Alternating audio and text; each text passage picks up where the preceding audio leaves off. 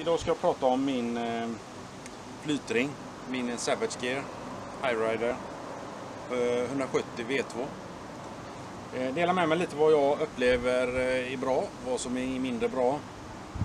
Och ja, ta med här. Jag ska montera ihop den.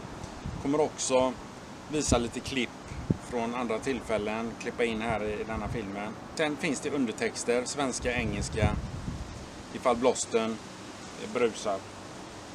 Det kommer en del ut från havet också, lite klipp där sen när jag står och pratar, så att det kan vara bra att slå på text där.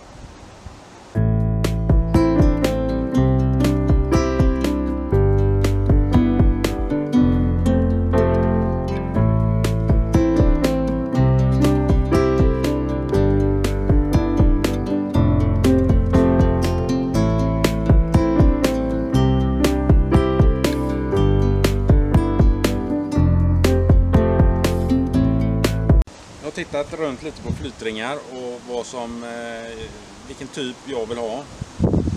Och den här 170 är lite större, det är med åror och det passar ändamålet som jag använder till väldigt bra. Först och främst så vill jag ha den till det här fisket ute i havet, havsöringsfiske.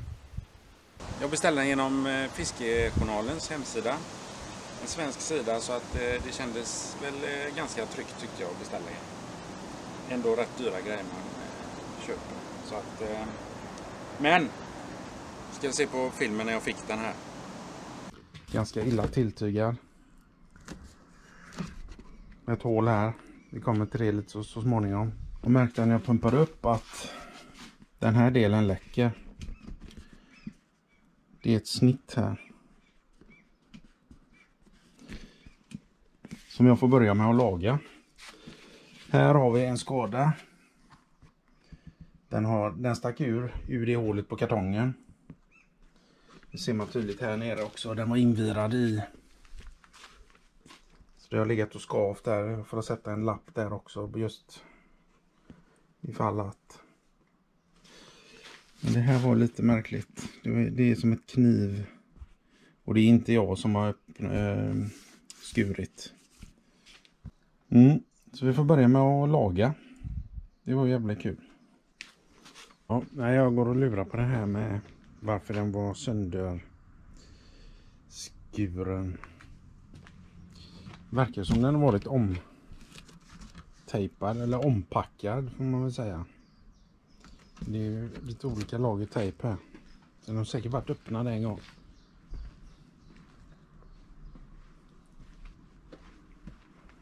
Enda förklaringen. Ja, då har vi. Så här blev det.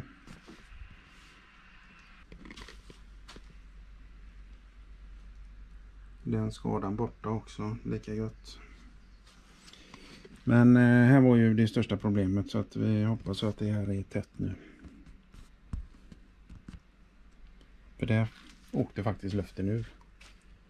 Jag ska laga till den lite mer. Jag tror den pyser lite här under fortfarande. Jag vet inte om man kan se något. Det kommer ett par bubblor då och då. Men jag fick det ganska tätt ändå när jag lagade det, så att. Nu tänkte jag montera ihop den här del för del och gå igenom del för del lite grann. Jag har egentligen 3 saker som jag inte tycker är bra med denna. Jag kan ta dem med en gång. Dels att den var sönder när jag fick den, såklart. Nummer 2 är att det inte finns någon manual. Det är inte det att den är svår att sätta ihop. Det är bara det att man vill veta hur grejerna ska sitta, vad som kan hända. Så bara någon form av instruktionsbok, vad som är lättast. När man är ute och ror så här så går det inte att ha lådorna till exempel längst fram.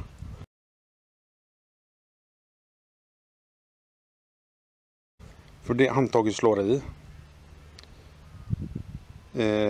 Har man bara simfötter då kan du ha lådor långt fram, va? Men annars så får man trycka bak dem rätt mycket. Och tredje är att den är lite slarvigt gjord. Jag upplever den som att den är slarvigt gjord. Och det lustiga var att jag pratade med en i en fiskaffär som hade köpt en kajak av precis denna modellen. Och han sa exakt samma sak. Det känns på vissa ställen som att det inte är fackmannamässigt gjort. Men det kanske räcker ändå, det vet jag inte. Men det är bara den känslan jag får på vissa grejer. Det är inte riktigt limmat i fogarna. Att det inte är riktigt limmat ut i fogarna och så vidare.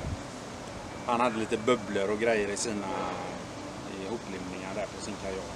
Men jag ska pumpa upp första delen här så ska vi se.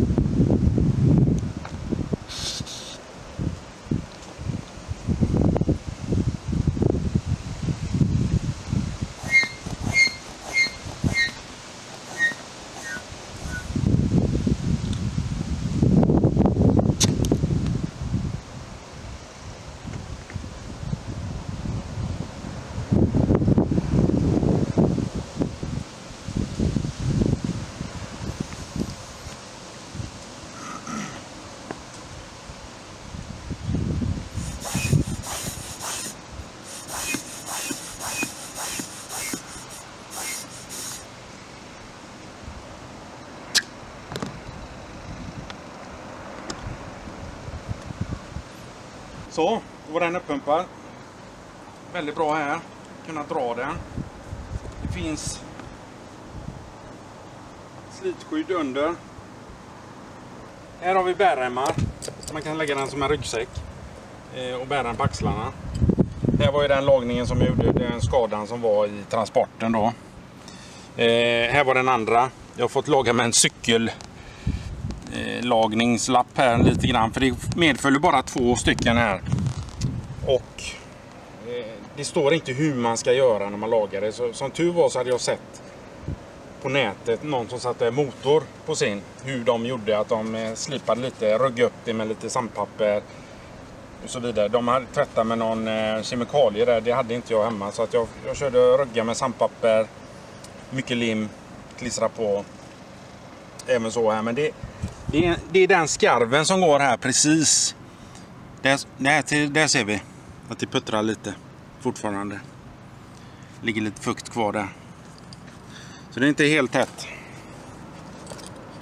Dåligt. Ska jag pumpa upp ryggstödet.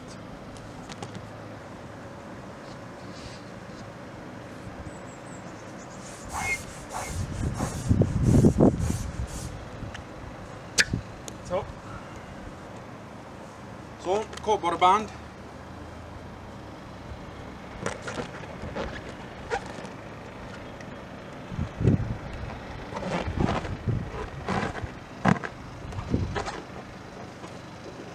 Här är remmar för ryggstödet som man fäster.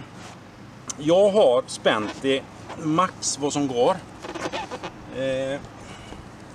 Tycker ändå kanske att den kunde vara mer upprätt lite till. Ibland att den ligger och trycker mot spannen där. Sätet. Här har vi 2 spöhållare. Väldigt bra grej faktiskt. Väldigt bra grej. Väldigt enkelt att sätta spöna. Jag har en som där jag har en kamera.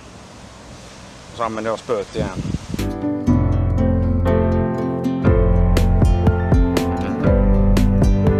Kommit så långt. Det är dags att sätta på årorna.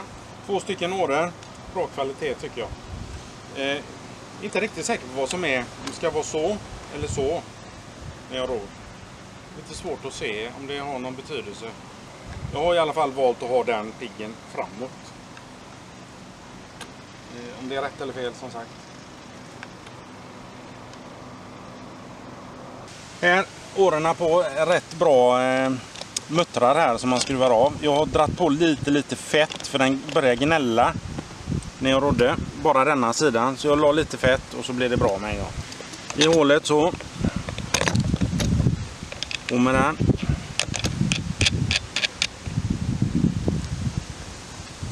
Bak, ner. Och så trycker man fast den om man vill. Jag brukar bara lägga den uppe på där så ibland när jag är ute. På andra sidan. Snöre där så att det inte ska ramla i vattnet.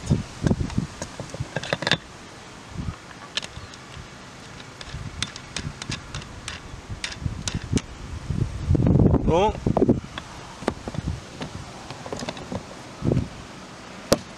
Och fast.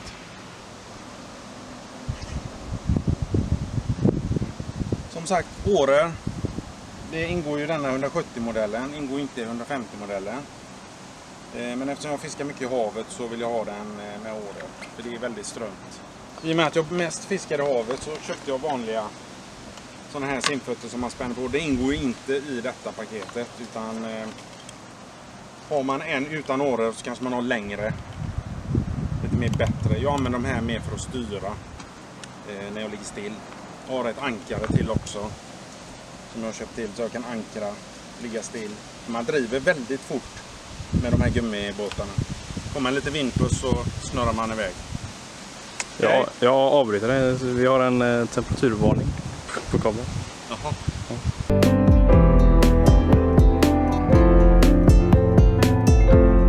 Ja, och sen var det diverse lådor. Har vi en låda fram. Jag använder den till, jag har en liten mjuk kylväska. Den passar perfekt där i.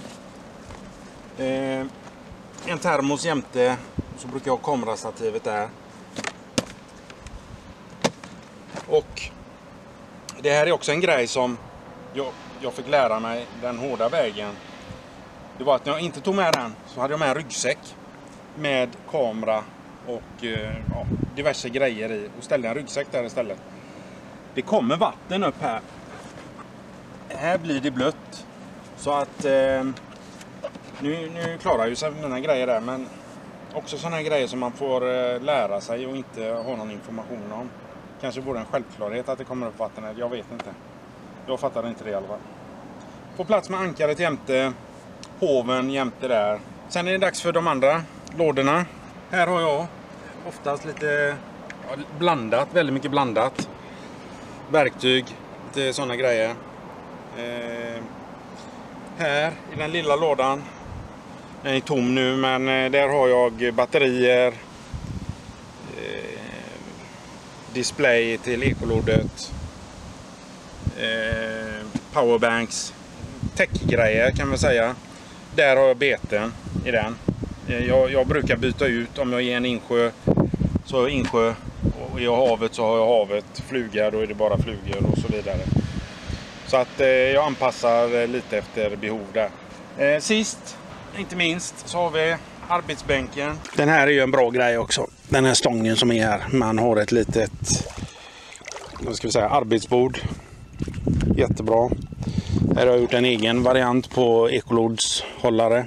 Spännande. Den måste man fälla ner när man ror, som sagt, för att annars slår årorna i där. Men överlag så är jag jättenöjd med denna. Trots allt. Prata om pumpen innan vi avslutar också. Det är denna medfölj. Det stod att det var en fotpump, men jag fick en sån här. Denna verkar vara lite bättre än en fotpump. Går snabbt att pumpa med den. Sitter en klocka där som man ser trycket. PSI-trycket. Det var allt för idag. Tack för att